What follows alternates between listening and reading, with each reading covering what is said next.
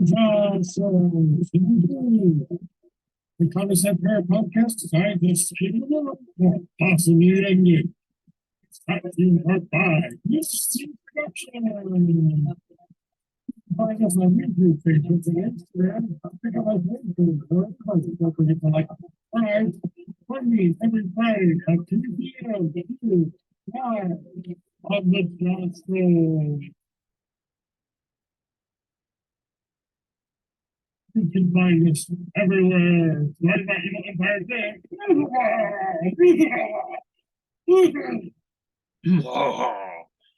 Hello, everybody, and welcome to the Josh Show Season 3. As you can see today, I'm not wearing my evil cat or my shirt. Wait a minute. Let me go get him.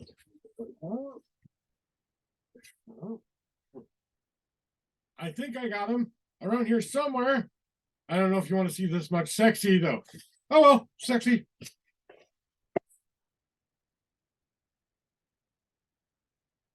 For all the girls out there, don't be jealous. For all the boys out there, be jealous. Anyway. Yes. Anyway, okay, now that's out of the way. Welcome to the Josh Show Season 3 episode. This one's entitled This Is Me, and because I don't want to be disturbed, I'm closing doors and trying to things or stuff like that. So my niece is fast asleep right now, and I'm feeling kind of vulnerable and wanting to get things off of my chest anyway, so kind of wanted to use this energy that I've been feeling recently to tell my story and what people don't know about. First of all, my name is Joshua Adam Bleasy. That's my birth given name. I was born in 1974, so I'm about 48 years old now. 2 years to 50. And my life has not been easy by any stretch of the imagination. In one of the previous episodes, I said that this was going to be coming on October 14th, and I wanted to kind of give you a preview of what this was going to be about. And I've got a lot of things coming up on Friday. My wife is going to be going into surgery for something that's going to change her life forever and my life forever. And we're pretty sure it's all going to come out aces, but in the world where things can happen in any time, any frame, anywhere, you never know. But I'm finally in a place in my life where I've tried to share my story a couple different times throughout my life and try to have people understand me and know what I've been through in my life and stuff like that. And it's not always been easy for me to express that or to be able to I've tried to express that through my art, through my painting, through gifts I've given to people, to the care I've given to people, a lot of other things, that I've done. So I should, probably start out with the basic story that my mother and father got married, had me. I don't remember anything up to the age of 8 years old. At least I don't remember much of it. So what I do remember is one of the very first things that I can honestly recall were being abused by a babysitter when I was living in Corcoran, Minnesota. That's where I started out my journey, at least as remembering, And it was a small town in the middle of Minnesota that was very secluded, but still close enough to get to Minneapolis and stuff like that. But it wasn't so close that, we couldn't have a peaceful existence. There was woods around us, farms around us, stuff like that, back in the time that I remember, at least, that's what I remember from the most prevalent in my life. I will not be using people in my lives real name, except if it's my wife or someone who had a really big impact on me, but there may be times where I change their names because I just want to be respectful to them. I want to still tell my story, but because they live a life and I live a life now, it's been my journey up until this point to try not to hurt anyone as much as possible. Okay. But the first thing I remember my life, my most significant memory is the abuse I had by a babysitter. Her name was Sue. She was a babysitter in the trailer court at the time when I was 8 years old. And I remember that I didn't understand what she was doing or anything like that. I didn't understand what it was. It was a game to me, and it was sexual stuff that she was doing to me. What I was being told to do, or the game was at least, was I would hide in the closet, and as long as I watched her do what she wanted to do with her son, her naturally born son, or another kid she babysat, as long as we watched, it wasn't our turn. We didn't have to play on the bed game. Okay. Now, I didn't understand, so I just went in the closet and like, okay, I'm watching whatever, I'm watching. At least that was her perception at the time. I don't know how much I watched or didn't watch what she did or didn't do. I don't remember all the details when it comes to that sometimes. I thought about getting myself deprogrammed and thought about all of the stuff that I could probably, have probably gone through in my life, but I dealt with my abuse in a lot of different ways than some other people, abuse victims, did. I don't know how long it happened, but I do remember that when I got the class, don't touch, bad touch, good touch in my class. At least that was something that we rolled out when I was a young boy. And say no to drugs and a bunch of other things that I grew up in the 80s. So, it was kind of like when I found that out, when I found out what she was doing was wrong, I told my mom immediately. My mom got me out of there immediately, called the cops immediately, and I never had to go back there ever again, me or my brother. Um, I remember my brother being abused as well, and what happened to him, I don't remember because I blocked it out, or I'm not 100% sure of what happened. So that was the first memory I have of my life starting, was that abuse. That's where it started. After that, things started getting a little bit better after that, because after that happened, not too long after that, I found some good things. But a little bit more about that'll come a little bit later, more about what me and my mom grew up as. My father wasn't there in the picture to begin with. He had his own mental issues from a bike accident when he was a young man. And my mother was a single mother who was struggling to make ends meet and trying to give us the best life we could possible. And, we lived on food stamps and lived on government assistance. She had a full-time job and everything. And she did drink. And my father did do other drinking as well, and some drugs. It was kind of the end of the 70s of sorts, and things. So for the time frame it was in, it wasn't quite inappropriate at that, in the time frame, at least in the world's mindset, maybe, whatever way you want to take that. Right. And then from there, that's when things started to change for me more than ever. That's when the running away started for me.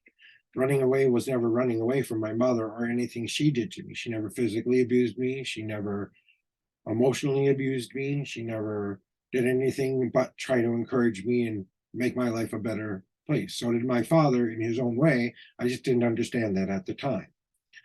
Being a boy who didn't grow up with a father, and then seeing my dad only coming to visit me on weekends and having the perception of what that is to growing up without a father growing up in my life.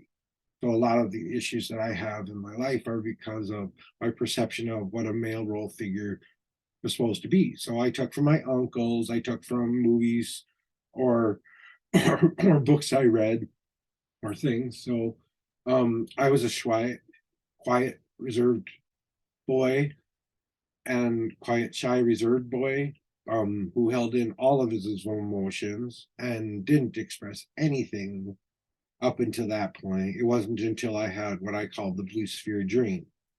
lucid dream was a very big moment of my life. The first time I ever ran away before I could that I was told about, I don't remember, was is that my mom told me that when I was a young boy, I would try to run away from home, but I wasn't allowed to cross the street. So I sat out on the deck and I was told her I was running away from home. And she says, well, why didn't you go farther? I said, I'm not allowed to cross the street. So even back then, I still respected the rules. And I was still just a young kid back then, you know. I understood the difference between it. And that was before abuse or anything like that. So, you know, or anything like that. You know, I've always had a healthy respect for authority and a healthy respect for women, single women, women in general, because of how I was brought up by my mom. My mom brought me up in the best way possible. She provided food. She was there for me for homework. She was there for me in every single way that I needed a mother to be there for. She was one of the most creative, most kind, caring, giving women that I have known to this day in my life. But everyone will probably say that about their mom. So, but in my respect, that was for me, not for her. So, you know, she's no longer with me, but we'll get to that. Um, you know, it was that first time I actually made the conscious choice to run away as someone who could remember making the physical choice to do that in my life after the babysitting thing. That was more about the running away for the pain of the abuse. My mom understood that I wasn't running away from her. I was running away from the situation I was just in, and I didn't know how to handle the pain, and she didn't know how to help me, and I didn't know how to help myself because I was little. So, you know, growing up in school, I noticed I wasn't learning as fast as the other kids. I wasn't getting the same good grades or wasn't doing anything. And I was like the best student. I wanted to learn. I wanted to get more information. I wanted to have the things. I wanted to know how to read and do all this stuff that you want to do. I loved school growing up, you know. School to me was my escape from all the things I didn't know how to deal with quite yet, you know. And school was where I kind of got saved the first time in my life, you know, where people had saved me. That's kind of where I get my hero thing from. I have kind of a hero complex and a God complex. And I'm a very much a narcissist and sometimes, and I'm not always humble, and I do have anger management issues. So you might not think that seeing this now or after, you know, viewing this, you might not think that, but I have not always controlled my temper well. Some of that was from anxiety and PTSD and the depression that was caused by what happened to me. And then it was life happens to us all and how that played out. It wasn't until that very special dream that gave me the hope I had for my life. I remember it being 8 years old very clearly because when I first ran away from home, I ran out into the cornfield behind the trailer park. You know, we had this big cornfield that was the farmers. We lived right on the butt of it. The forest was over to the left-hand side. There were farmlands on the right-hand side, and there was a trailer park behind me. I was in the very beginnings of the trailer park start entrance. So um I had friends and other people in my life and stuff like that, but that's where a lot of the abuse mentality kind of went into play too as well. So, but going into that cornfield was my first time where I ventured out into nature to find some peace and solace. And when I went out to the cornfield, I could hear this song and melody playing throughout the cornfield, you know, and I didn't know what the music was. It was probably the reeds or some music from a long distance or something like that. Could have been someone playing something on the radio close by, whatever. But in my mind, I heard a melody that kind of was kind of leading me to a certain place, you know. And this actually happened. So when I went to go find that voice or find that song where it was coming from, you know, because I just felt like that's where I needed to go to be safe. You know, I found an old oak willow tree past the hill that was on a farmer's land. at the time. And as long as you didn't kick over their crops and destroy things on their land, they didn't care if you went on their land. They're those kind of farmers, you know. They were very kind, compassionate people. And when I did get angry and destroy half of the field once after this dream, because I still had those anger moments, I went and apologized and did other things. But the dream brought me to a place where I basically was literally living in the up to my life point ideal of what happened in my mind, why this was happening to you. I asked the questions you would start to ask yourself. Is this my fault? Is this something I did wrong? And I'm glad I had this kind of support system I had that was just allowing me to be, okay with the fact that what was happening to you wasn't right, and coming to that idea that it wasn't my fault and coming to terms with that was a growing pains kind of moment. Um, that wasn't the first or last time I had been abused by things in my life. It was never my mother or my father who did it. It was always other people. And it wasn't always sexual either. Sometimes some of it was emotional. Um, Very emotional person. Just didn't know how to express it. So that dream kind of led me up to that willow tree on top, and I was listening to this melody under the willow tree, trying to figure out why this was happening, and all I could hear were the words, "It's going to be okay." Okay, and then after that, I fell asleep and I had the blue sphere dream under that willow tree, which consisted of me battling every worst fear I ever had, looking into myself and asking myself these questions, but ultimately finding the power inside of myself to become the person I wanted to be. The person who I met in the forest was myself, of course, but it was the older version of me. It was the version you see before you now. I self-fulfilled my own prophecy, as we like to say sometimes. I gave myself hope that one day it could be okay. And I took that dream, that's a very special dream, and I made it my mantle, my mission here on earth. What kind of a person did I want to be? I didn't want to be like the people who hurt me. That was number one, that I took from that dream. That future me told me about what was to come, whether that was my psychic impression or if that was me hopeful or wishing or my brain trying to make sense of things. I took it as a message from God at the time, that this is what I was supposed to do. And after that, I started believing that things could get better. Things didn't always get better. Things did stay very worse up until I was around 18 when I started having my own choices like everybody. But, I had mostly normal growing pains, but because I was learning disabled and because I couldn't understand and comprehend things the right way all the time. And I think a lot of people don't understand that a lot of what they don't get is that a lot of what I do and say comes from that place of I don't understand. And this is how I understand and interpret what you're telling me.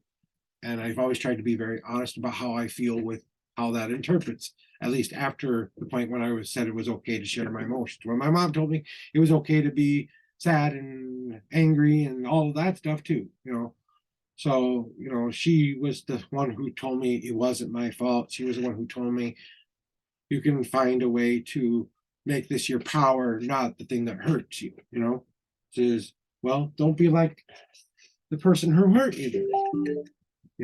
So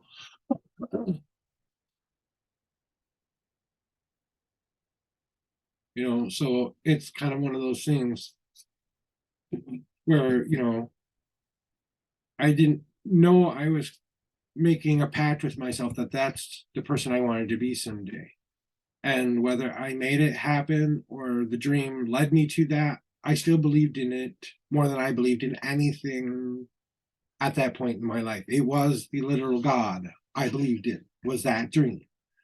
I didn't think God existed in the ethereal sense at that time. I thought that it, or spirit sense at that time, I just thought God was the feeling you got when you did good things more than anything. We went to church, Baptist, Methodist Baptist church that I remember, but it never really stuck home with me. So I really didn't find faith till later in my life. I kind of rejected God a lot of my early youth. You know, it wasn't until I found a faith I made up myself that I will get into a little bit later. But growing up there, during that time when I was having a lot of the abuse issues and kind of coming to terms with that, the first couple of years of understanding what that meant, and then getting to an age of reason where now I'm 10, 11, and starting to get teenager years, and now the sexual stuff is coming back into play again. Now, I did have a friend back then named Bob, not his real name, I'll just call him Bob. And he was, I thought he was my best friend at the time, but he used me for his own reasons. And I believe he was an abused child to some respect and had his own mental issues and stuff like that. I look back at like that now, but at the time, and sometimes I still look at it as an abusive relationship, not an abuser, but an abusive relationship, because I would do everything to please him and he would use and take advantage of me. And that's the way I saw it most of my childhood. I've come to realize that I let myself be used because I wanted to have someone like me, you know, because I didn't think, I still thought, even though I was told it wasn't my fault, I still thought it was. I hadn't yet discovered what not my fault meant. So having the only kid on the playground being one of the kids who you know, would use me for eat that worm off the ground, or let's go out to the woods today and have an adventure, but he'd be the leader and I'd be the follower. When we got to be a little bit more older, that's when some sexual stuff happened. We did have a homosexual moment, a gay moment out there, but that I took as I wanted to find out what sex meant, if it was better with a man than a woman, because my experience up to that point had been a woman had hurt me. Maybe man won't do that to me, right? Well, he did. I won't say he did it. He didn't rape me or anything like that. It was consensual, but I felt like I was being used for his release, for his pleasure, not for my pleasure. That's how I felt at the time. And I did consider him a best friend. So I thought this might be something like love, like real love, you know. To some respect, I did love him, you know, because he was the only thing other than my brother and my mother that weren't people I saw in class every day or something like that, that were close to me in age that we could grow up. Yes, I had other friends, but he was the only one who would hang out with me. But he was also the bully of the bully. He was my bully as well as my friend, and he didn't beat me up bully. He was more of the psychological bully, not the physical bully. You know, more of the I'll get him to do this stupid crazy things because Josh doesn't understand why this is not acceptable for a human to do. Okay, so when Bob there decided to you know, take advantage of those things in my life, you know, and that relationship lasted for a long, long time as that kind of friendship until I moved away from Corcoran. Even after that, I still sought him out for validation, and because at the time I didn't have any other options for friends. The kids in school and other places, when I tried to make friends, would always pull away from me, and I didn't have any self-worth or confidence to even say this to anybody at that time, even, you know. I didn't talk about my abuse with anybody up until I was started seeing a school counselor. A school counselor that started seeing me when I got into all the other special classes, and I saw all the other special kids and what they made it through and all the hardships they had endured. I thought that what I had been through wasn't all that hard. I figured I really don't have it as bad as some of these kids have had it, and they're happy. They're happy with who they are and what they do with their lives. And they had very different issues and ticks and things too. There were some of them who were a little bit more disabled than others, but those were my real friends. Those were the friends that taught me what friendship really meant, what it meant to be a survivor, what it meant to be a good person, because it was my friends and my mother, not my best friend. They were my best friends. He was the friend who used me. Now, like I said, at the time I considered him a best friend. I don't consider him a best friend anymore. I don't even consider him a friend anymore. But he's a person who was very instrumental in my life. As soon as I discovered what puberty was and knew that I wasn't sure if I wanted woman love, or I didn't want woman love. I wanted girl love. I wanted my own age love. And I wanted someone in my own age range. The weird other things didn't start until you really get into puberty there. But when I went through that portion of my life, questioning my sexuality and not everything because of what had happened to me, and being really confused by some of the experimental things we did as kids, and that's what I talk it up to. I don't think of that as a sexual assault. I consider that sexual experimentation, growing up, trying to figure out if sex could be a healthy thing in my life. Then, I had crushes on girls and teachers and other things too, like pretty much most boys do. But I did look at boys and wonder if the other side of the coin could be possible as well. I always kind of felt more feminine than I did masculine sometimes, so I kind of questioned whether or not I was gay. Then we had one of the biggest stories that I grew up remembering was the J.A.W. story, and him being abducted, and all I could think of is this kid's being abused, kind of a thing, and I wish I could do something to help. So, and what can an 8-year-old do? Well, if I see him, I'll tell somebody. That's what I can do. So I always took that opportunity to try to help people because I didn't know how to help myself.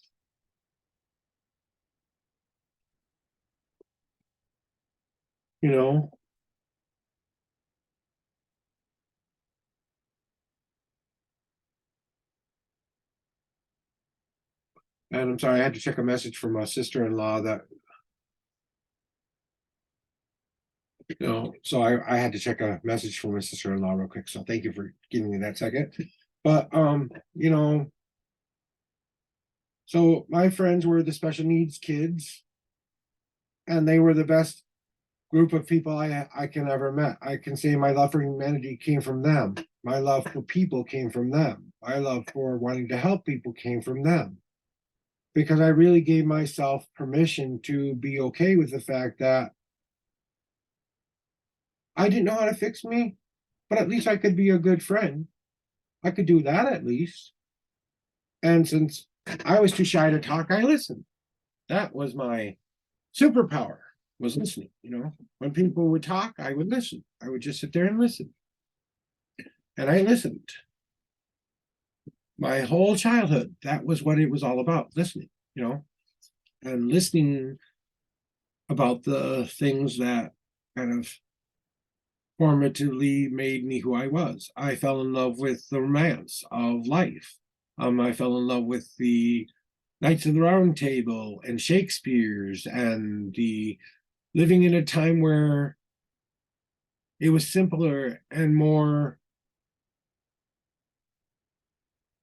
I want to say, serene in my mind. It was just like what I was already living without all the crap that went with it, even though bad things happened in the Renaissance Festival, of course, in my mind, knights and kings and queens like most little girls, I emulated them. I emulated princes and princesses and stuff like that because I thought, you know, that's what I had to. That's what made sense to me. When I got a good babysitter who reinforced what my mom was telling me at home, and her name I will share because I don't need to protect her. Her name was Debbie Olson. Um, she was one of the best babysitters I had ever had. She was the last babysitter I ever had. And she had two children of her own, and I had a brother. And when we started going to see her, she was one of the people beside my mom who kind of felt in that other gap where my mom couldn't be there for work. She was a stay-at-home mom or something like that, or she had a job that ended before the kids got out. My mom had a job that went to like late in the evening, so she was able to babysit us. And she taught me about trying new things and how to express my emotions. She was the one who kind of started my journey towards healing. She was the one who made the suggestion that, well, if you can't say it out, can you write it out?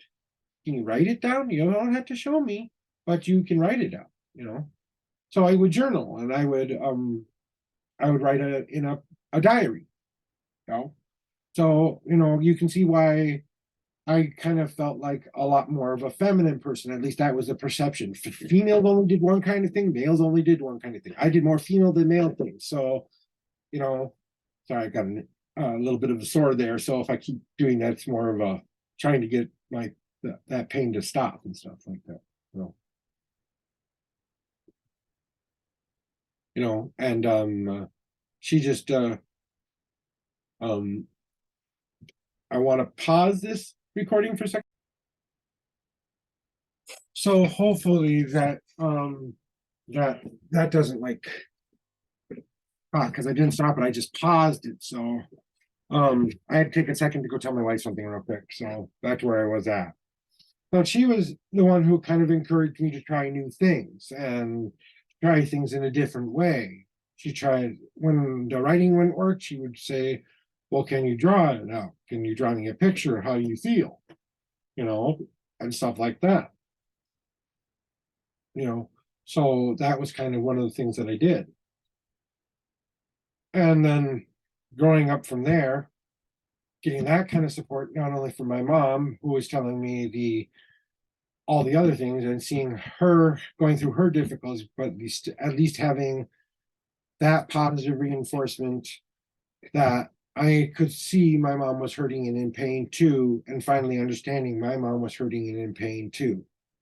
And making that connection between me and her is what I think made us so close growing up. You know, I didn't want to be the parent, but I felt like I had to be the parent because of the addictions that she had at the time. And because she didn't know how to move forward. It wasn't until I confronted my mother in a very unique and crazy way as a kid. I took her beer and I started dumping it down the sink, and I said, this is what you want. If this is the way problems are solved, then this is the way I will do it. You know, and I started pouring it down the drain. I says, you have a choice. You can sit here and watch me drink it with you, or I can pour it down the drain, right? And that's kind of one of those things where she made the choice to stop drinking, and she told me she was proud of me in that moment later when she decided she was sober for at least 5 years after that. And then when I got old enough to take care of myself and my brother, then some of the drinking came back again, but she had periods of it. Like most people in recovery, you have bits in. It wasn't until she, I don't know if she ever really beat that monster completely. I don't think anyone who has a substance abuse problem, even one that's used for medical reasons like mine, I wish I had known that, because of the say no drug to the drug thing and all that. I was against the smoking, the drugs, everything. So I never touched any kind of drug up until I was 30 years old that wasn't prescribed by a doctor.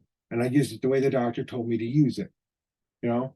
So, And it was because of the counselors I saw, the teachers I had, the people who were the positive reinforcements in my life. It wasn't necessarily my friends who were the biggest inspiration in my life. It was also the good adults who were showing me the good things to do. I learned why it was important not to cheat or to lie from teachers, because I would try to cheat on tests to make sure I looked like all the other students, because I didn't want to be in special classes. I want to be like everybody else. So, you know, um, you know, that's where that kind of disconnect went. And then after that, after running away from home and trying to run away from the problems for the longest time, you know, I kind of got to the point where it wasn't solving anymore. And after I turned 18, it wasn't running away anymore. It was,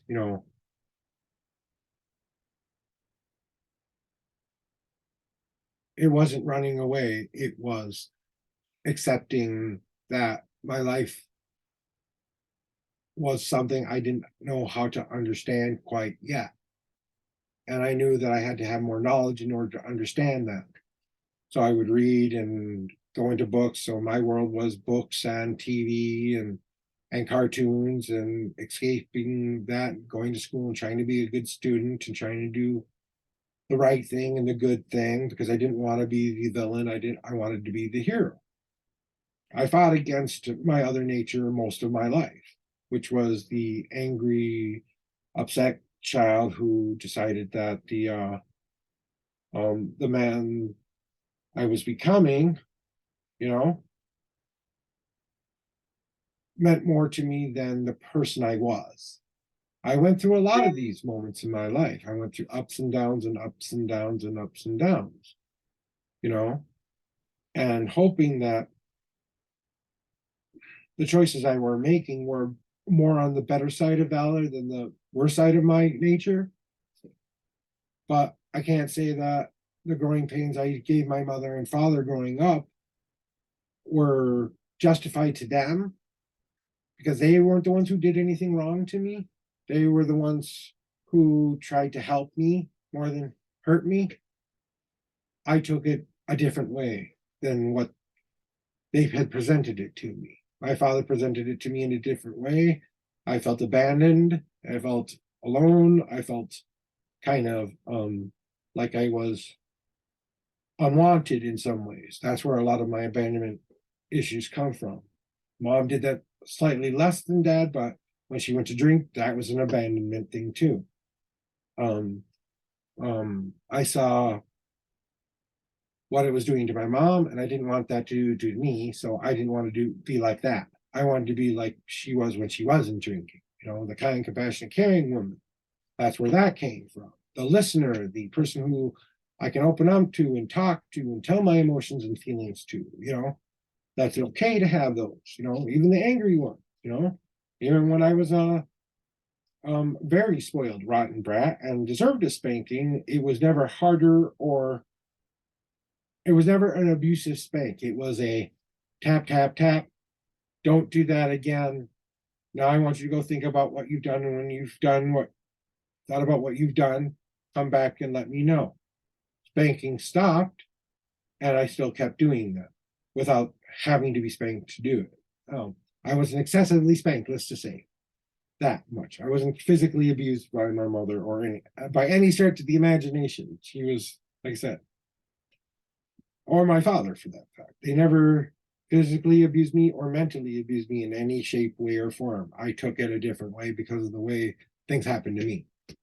So, getting into my junior high years and getting to be older, falling in love with certain people in my life, a girl named Sarah, that I will call, I won't use her real name, was the dream girl I wanted to have. The pretty girl who would see me for the kind man I wanted to be, the hero I wanted to be, the superhero I wanted to be. And I had already planned on going into a field of service to begin with. I had thought about joining the army since I was a young boy, because a lot of my uncles, aunts, and family members who I respected were, there as well. I didn't have just one mom, I had two. I had an Aunt Sandy who was about as close to me as my mom. My Aunt Sandy was one of the most faithful women to Christ I will ever remember. And she was one of the kindest, most generous people as well. Her and my mom were a lot alike. They were very close sisters. So Sandy wasn't always there, but she was always available, just like mom was. When I felt like I couldn't always go to mom with some things, I went to Sandy because she wasn't in any condition to go to with those things. And she was the mother I needed at the moment, even though she wasn't my mother. So I had I had surrogate moms and surrogate dads sometimes. That informed me of who I wanted to be as well. I had uncles and other people who meant a lot to me, like my Uncle Alan, who kind of shaped how I wanted to treat a woman someday. He was always respectful, kind, courteous, took and listened to what they say, and then would be emotional, but still be strong and hold himself in a higher character. He's the emotional male I wanted to be. My other uncle was a man named Steve, who's married to my Aunt Barb, who is my mom's sister. And he was the financial person I wanted to be. He was my role model of who I wanted to be without having to ever be poor again. So I emulated him because I saw in him who I never wanted to be the poor kid ever again. And I tried everything in my power to try not to be the poor kid. When I got new clothes, I wore those clothes. I wore those clothes to the point of them being old clothes, to being ripped clothes, to being the only clothes I had left again. Because when I got to the Duke, it was rare. So that was young.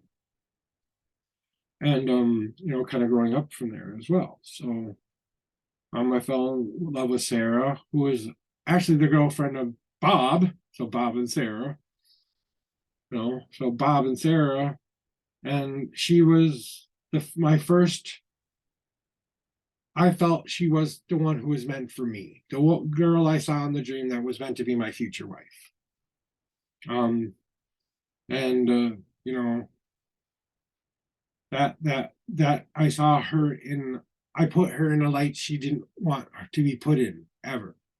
She told me from the very beginning she couldn't see me as anything other than a friend, and I took it to a place of I love her, and I wish she could see me as someone who could be more than a friend. I don't know what I did or did not do to deserve being in the friend zone for that. That's on her to decide that, not me. That's everybody's decision. How they perceive me is up to them. I can't control what people think of me. I only have control of what I think of myself. And at that time I thought I deserved a girl like her. So that was my self-confidence trying to peek out a little bit, going, I do deserve a girl like her. I do deserve that in my life. And how much more poetic do I need to be about that than anything else? How much more do I have to be willing to say I don't deserve something good? So that's when I started believing that I could be better, so, or I did deserve better things. So that's kind of where the age where I started to think about how I wanted to be better. And then moving forward from there. Now it's like I was in love, she wasn't. So it was kind of the unrequited love. Sad story, but true moment. And we were friends for a long time until I did something I am very not proud of. I got drunk one night when we were older, and I don't remember exactly what I do. I know I didn't rape her, that much I know for sure, but I did do sexual stuff to her that she was not comfortable with. And the second she said stop, I stopped. And then I went downstairs and left. I never did that to her ever again after that. But that's when I started being disillusioned with, this is not the woman I want to be with anymore, or the people. A lot of the girls that I had seen in my life were either didn't want to be with me because they wanted to be with my bad boy brother, or more confident brother. In my mind, that's the way I saw him sometimes. My brother and I were very close growing up, and always kind of felt like I had to be the one who made sure his life was better than mine. So I always tried to make his life better than mine because that's what I thought I was responsible for doing, even though it wasn't my responsibility at all. Right. And then, getting out of the teenage years and finding out that I had a lot more anger inside when I was ready to express those emotions. The angriest I ever got was when I was up at my father's place up north in Lutzen, and I was so angry by what had been done to me up to that point in my life, and I was too in love with this girl and a bunch of other things, and everyone kept telling me to let her go and not do this, and no one could convince me otherwise because that's what I believed. I didn't want to believe that couldn't happen. I couldn't accept it couldn't happen. And I imposed my beliefs onto her when she didn't have those ever. So, when Sarah gave me that time in my life, it did reinforce what I didn't want more than what I did want. And when I finally found the woman I'm currently married to now, I understand why she and I would have never worked, but until that point, I couldn't see it. I was that way all the way up until I met my wife, which wasn't until I was about 35 years old. So I was in a loveless relationship for, well, I was 18 from the time I was 18 to 30. So, or a little bit after 18. I don't remember exactly how old I was, but I was older than she was. And but not by so much that it wasn't, appropriate in age, So, when I became an adult and stuff like that, I didn't pursue her until I knew she was an adult. Once she was an adult, I tried to pursue her, but I also tried to be a good friend at the same time. The ever wanting to please everybody. The pleasing nature was me trying to make the world a better place, but also I was so in love I didn't know how to see it any other way than that. So I like to give her credit for that much at least. And she became a different person, and I became a different person, and she lives her life, and I live my life, and we're no longer friends or even acquaintances anymore, just like me and Bob. So those two people have exited from my life and are no longer a part of my life now. They were only up till that point. That's when that all stopped. I went through, I ran away a total of 10 times growing up. I tried to kill myself 10 times. I was almost successful 3 of those times. And most of the time when I ran away, when I came back, that was the first thought I had, that I didn't want to be there anymore. That I just didn't want the pain to keep happening anymore. And then it kept happening, and it kept happening, and it kept happening.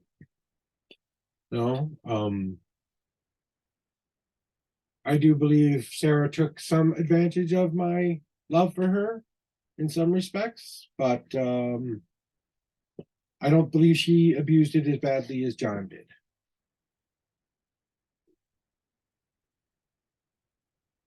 Bob John. I already said his name, but I won't say her name.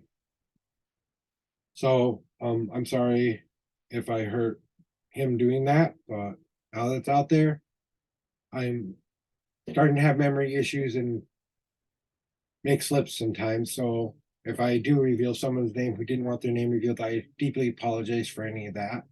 Even this video that I'm making, if it causes anyone harm. Even now, I still don't want to hurt people. That never left. wanting to be the hero and all that other stuff and all that, wanting to be in control of my own destiny, be in control of my own fate. All I was. Some things I couldn't control. I couldn't control my financial situation. And when I finally got out of the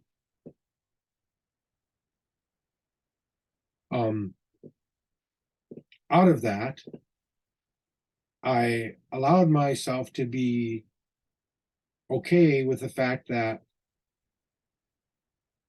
I wasn't okay. You know, I didn't know how to be okay. I didn't know how to deal with okay. I had to learn how to be okay. So when I finally found the faith of Wicca, before that, I had made up a religion I called Unison, which was basically Wicca without Wicca's name. I thought I had made it up, but it had always been there. Ever since the tree, it had been there. Ever since the willow tree, it had been there. You know, it had always been there. It just I didn't know what the name of it was. So,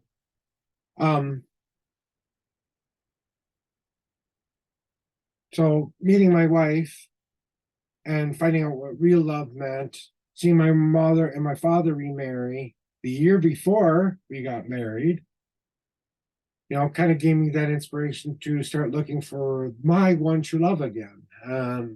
This time I didn't want to search for the same girl I had been searching for.